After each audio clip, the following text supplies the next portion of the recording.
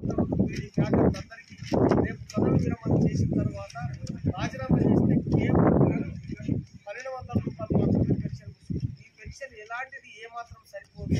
ఎందుకంటే ఇలా ధరలు విపరీతంగా పెరిగిపోవడంతో ఏది కొంత వల్ల కూడా వచ్చేటటువంటి పరిస్థితి లేదు కనుక కనీసం రాజీనామా చేసిన తర్వాత కనీస పెన్షన్ 9,000 ఇవ్వాలని చెప్పేసి ఈ సందర్భంగా డిమాండ్ చేస్తున్నాం. ముఖ్యంగా బీడీ పరిశ్రమలో పనిచేస్తున్నటువంటి ప్రతి 5 సంవత్సరాలకు ఒకసారి జీవో కనీస వేతనాల జీవోను సవరించాలి. 9 సంవత్సరాలైంది నేటికి ఈ జీవోను కూడా ఇప్పటి వరకు సవరించలేదు. ఆ జీవో సవరిస్తే బీడీ కార్మికుల వేతనాలు పెంచడానికి కోసం మనం బార్గెనింగ్ చేయడానికి కోసం జీవో ఎంతో ఉపయోగపడుతుందని చెప్పేసి ఇవాళ అనేక ప్రభుత్వాలు అధికారంలోకి వచ్చి మేము కార్మికుల జీవోను సవరిస్తామని చెప్పేసి ప్రకటించినప్పటికీ కూడా ఇప్పటి వరకు ప్రకటించకపోవడం సిగ్గు చేయడానికి చెప్పేసి సందర్భంగా తెలియజేస్తున్నాం. బీడీ పరిశ్రమలు రోజు రోజుకు నిర్వీర్యం చేస్తున్నాం.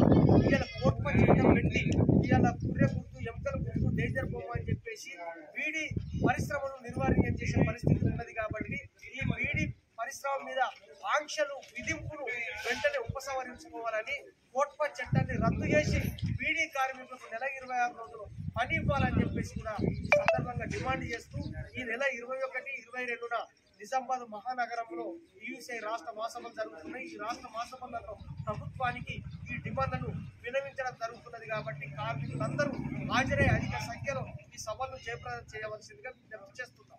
TUCI